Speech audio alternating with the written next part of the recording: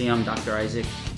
So you said you've had this in 2009, right? If I recall, 5 epidural injections, which helped you, gave you some sort of relief. I'm totally on your wavelength, and I understand how debilitating this could be for you, and how it's affecting your ability to function. Just be like you said, go to the bathroom or get up and make a cup of coffee. It's driving you crazy, and I want to let you know that you can be helped.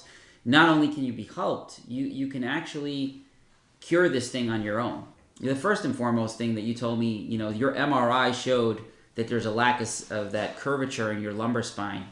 I don't know what you've heard about in the research, but they've done MRIs they've taken hundreds of people, and put them in a room, and around your age, and they did an MRI on them, and they split them in 2 groups. Half the people went to one row of doctors, and the other went to the other row of doctors and brought their MRI report to the doctor. The doctors would look at the MRIs, and half the group that did the MRIs, the doctor saw the same kind of issues that you may have. A bad curvature of the lordosis, or the curve of the spine, was missing. The disc space was narrowed. Some of them had like 5, 6, 7 disc herniations all through the spine, bulges, stenosis, all of these different structural dysfunctions that they found on the MRI. That the MRI, it's a test that takes images, right? So it's very sensitive. It sees what it sees, and it slices that information up, and it takes images of the spine. And it showed the doctors these images. Now, the doctors looked at these people like they were crazy. They looked at them, and they said, you should be on the floor right now like Jonathan, waiting for a needle or begging for the knife. How come you're not? And the patient would say, Doc, you gave me the MRI. I just did it because you're doing the study. I'm normal. Look, I could do jumping jacks, push-ups, dips. But the doc said, you have a back of a 90-year-old. Your discs are touching your nerve roots, and it's crushing your nerve roots. You should not be able to do the things that you do. You should not be able to run, jump, and do all the things that you should do. I don't understand it. The other group of people were like you, barely on the floor, making it on the floor to the doctor. Had to crawl their way, commando crawl their way to the doctor with the MRI. Hold the MRI up to the doctor, begging for help. Doctor's looking at the MRI, normal MRI. Why was the MRI normal? Doctor didn't know. The guy's on the floor screaming for a pill, screaming for shots, injections. Please cut me open or amputate my leg. It's that bad. It was beyond 10 out of 10 pain. Doctor's looking at the MRI. He says to the patient, your MRI is normal. You're crazy. True story, true studies. They've done these types of studies plenty of times already to prove that this MRI business has no relevance, and many false positives, specifically with lumbar disc herniations, degenerative disc disease, or stenosis, which are just fancy terms that say that there are internal wrinkles in our body. So your body, just like my body, and I can tell you got a little bit of gray hair like me. Okay, I'm 41, you're 39, or 37. We have internal wrinkles in our body. Those internal wrinkles are just degenerative changes that happen over time. It's normal. We all have breakdown in our tissue. We all have bone spurs and arthritic changes in our bones, disc herniations, disc bulges. Hell, I may have a larger disc herniation than you may have in your back. So that there is no proof that the MRI has a correlation to somebody's pain level. 0. None. So what you saw on the MRI and what a physiatrist or orthopedic or neurosurgeon is going to see on your next MRI is going to correlate with how they feel you should be feeling at that moment in time. They're going to look at your MRI and they're going to say, you don't have a disease, you don't have a disease process, you didn't have trauma. You're going to see the MRI, and the MRI is going to tell them exactly what they want to hear. Look, there's a disc there. But we know, Jonathan, everybody has a disc at L5 and S1 that's bulging out by this age. Everybody. So they're going to attribute your pain, and then you're going to say, hey, it's over, man. You're not able to, you can't deadlift anymore, and you should never run again. Stop running, stop deadlifting, stop kickboxing, stop doing anything that you love to do, because look at your MRI. And that's the way doctors think about structure. because they don't look at the function behind the structure. So I want to let you know that the MRI findings, the studies show that really those MRIs are false positives. So get rid of the MRI idea in your head that there's some sort of thing sitting on your nerve root that's pressing on the nerve that's causing the pain down your leg. Sciatica, which is what you're complaining of, is a symptom, it's not a cause. Symptom means that something is causing that sciatic nerve, which is the longest nerve in the body. It's like a garden hose. It's being squeezed somewhere along that whole pathway that it starts in. It starts in the lowest lumbar area of the spine, L4 and L5, and it travels into your buttocks, and it goes through your piriformis, which is a muscle in your butt, and travels down your leg, and then it splits off into two nerves: the tibial nerve, which is the back, the nerve in the back of the tibia, and the peroneal nerve, which is the one on the side. It just changes its name like a highway. Okay? So what they found with sciatica patients is that we cannot pinpoint and say that the disc is the generator of the cause. We cannot, because they've given people injections and they've done fusion surgeries and other things, and the same pain came back. Can you explain to me why the same pain comes back over and over and over after people have fusion surgery to cut out the disc part that's sitting on the nerve? It comes back with a vengeance, the same exact pathway of pain. They've even found that people who, God forbid, had their leg amputated, soldiers, okay, had their leg amputated, have pain in their big toe, even though they don't have a toe anymore. How do they prove that? That's called phantom limb pain. Phantom limb pain is pain that is caused by the brain that sends information down to the phantom limb pain, sends information down from the brain down to the spinal cord, all the way down into the sciatic nerve from the spinal cord, and travels down the leg, but the nerve endings are still living in that amputated leg. That's why these people that have amputated, you can Google this, they found that those people still feel the burning in their big toe on the left leg that was amputated for years after the amputation, that they don't have a big toe. Why is that? Pain is not caused by structure. Pain is caused by the neurophysiology of your nervous system. Okay? The brain is like a computer. And when the brain sends messages down from the brain down the spinal cord that goes down your vertebrae, and that spinal cord changes into these little wires called spinal nerves. The spinal nerves have motor, power, right? They give power and strength for, like your speech pathology you said, for swallowing and squeezing, right? And they also give sensation. The feelings that you feel in your leg right now is a sensory perception of threat. It's not truly in your leg that you feel it. You are sensing it in your leg, but the homunculus, right? The homunculus is the distribution of the neurotags from the brain to that peripheral part of your skin, the dermatome. And it's saying, hey, I'm going to make Jonathan have crazy, shooting, lancinating pain in the L5S1 dermatome. And I'm going to turn off that part of the brain.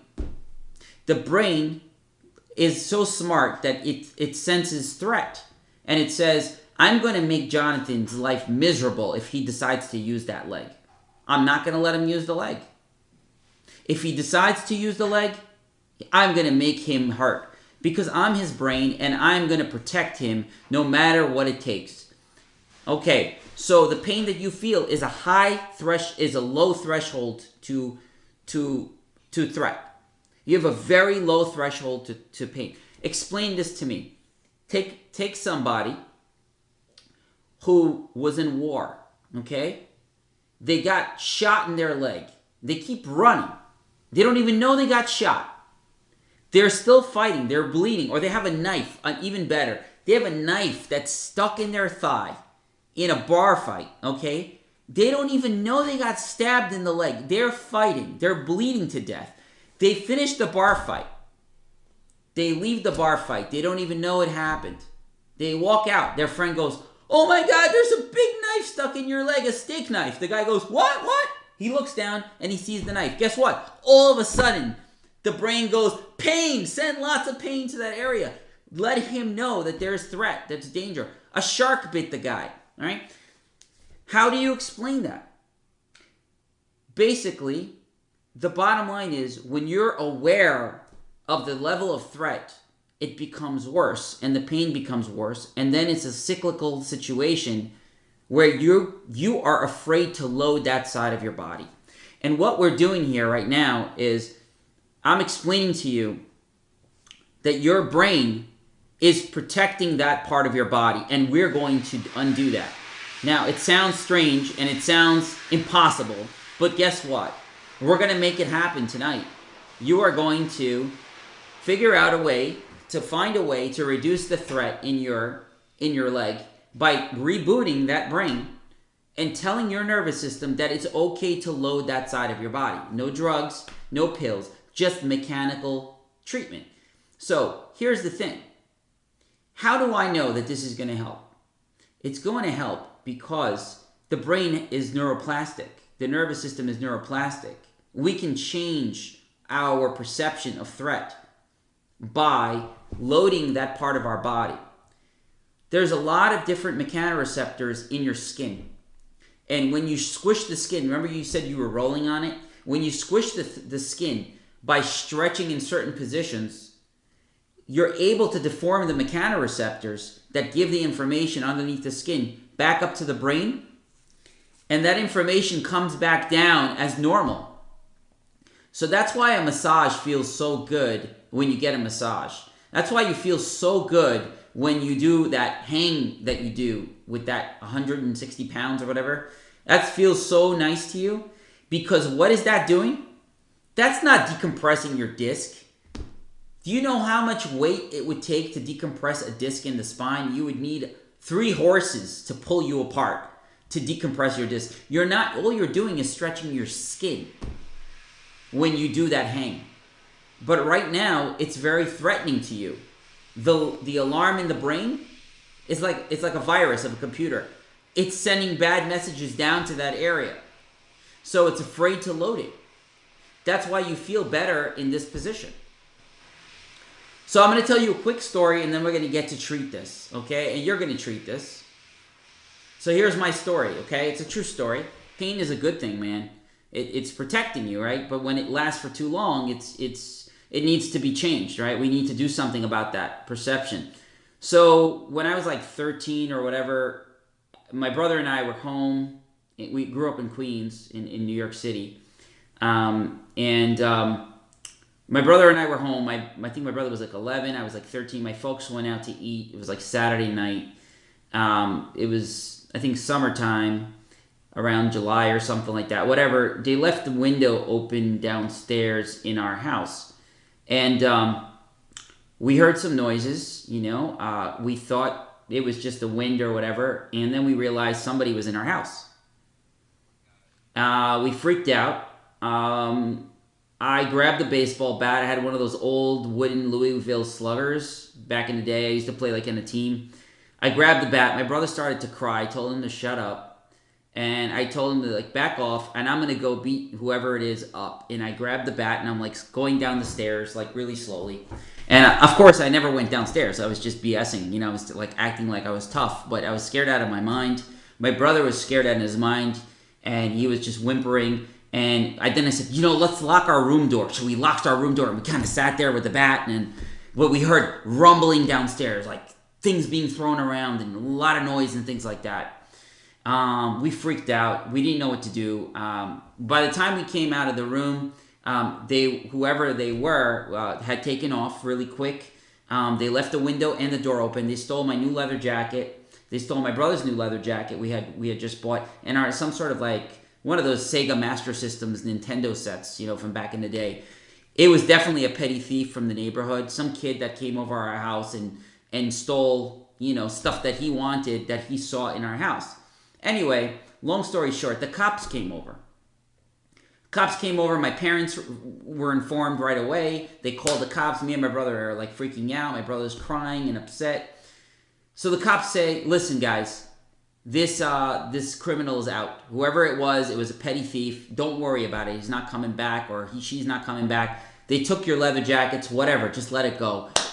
So anyway, long story short, the cops were like, they spoke to me and my brother, and they were like, don't worry, the thief or whoever it was left and they're not coming back. Now, I want to ask you a question, John. Do you think that me and my brother woke up normal every night, or do you think that we got up scared every night to go to bed?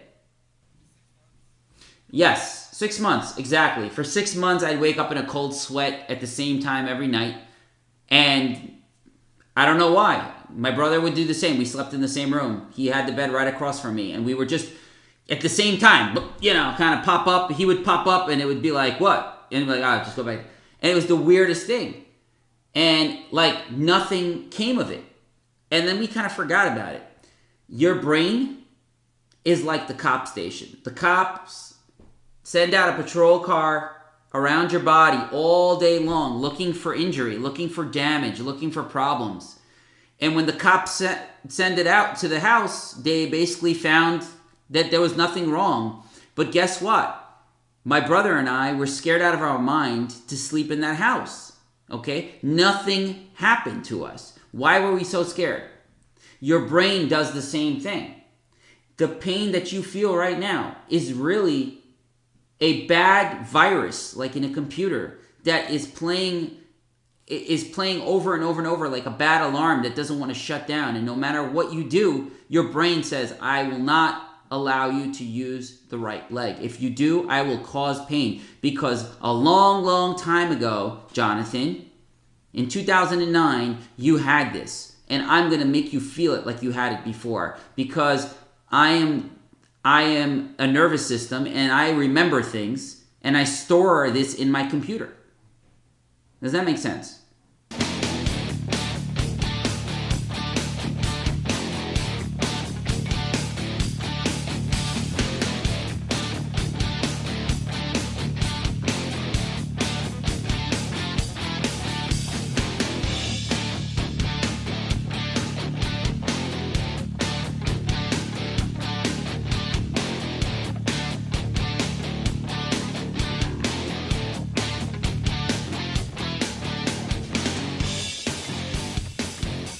Let's keep in touch through text messages.